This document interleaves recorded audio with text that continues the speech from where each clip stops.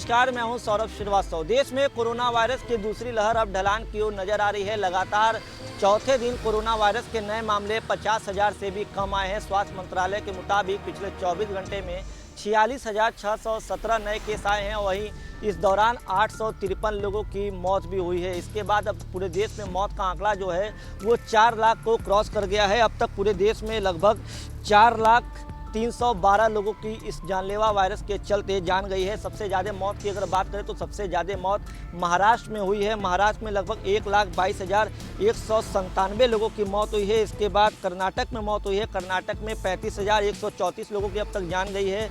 इसके बाद तमिलनाडु में 32,721 लोगों की जान गई है। इसके बाद हम बात करें तो दिल्ली में मौत हुई है। दिल्ली में भी जिस तरीके से दूसरी लहर में मौत का बहुत बड़ी खबरें निकल के सामने आ रही थी। दिल्ली की अगर बात करें तो दिल्ली में 24,981 यानी लगभग 25,000 लोगों की अकेले दिल्ली में जान गई है। इसके बाद अगर हम बात करें यूपी का नंबर आता है। उत्तर प्रदेश में 22,601 लोगों की मौत हुई है। वेस्ट बंगाल की बात करें तो वेस्ट बंगाल में 17,735 लोगों की मौत हुई है। केरल में 13,359 लोगों की मौत हुई है। तो ये मौत के आंकड़े हैं जो अब तक पूरे देश में अगर मिला के देखें तो पूरे देश में 4 लाख से भी ज़्यादा मौत हो चुकी है। अब तक पूरे आंकड़ों पर अगर आप नज़र डालें तो अब तक कोरोना वायरस के पूरे देश में 3,04,58,251 नए पूरे मामले संक्रमित थे, जिसमें से 2,95,48,302 लोग पूरी तरीके से रिकवर हुए हैं। एक्टिव केस की बात करें तो एक्टिव केस अब पूरे देश में लगभग 5 लाख के आसपास आंकड़ा पहुंच रहा है।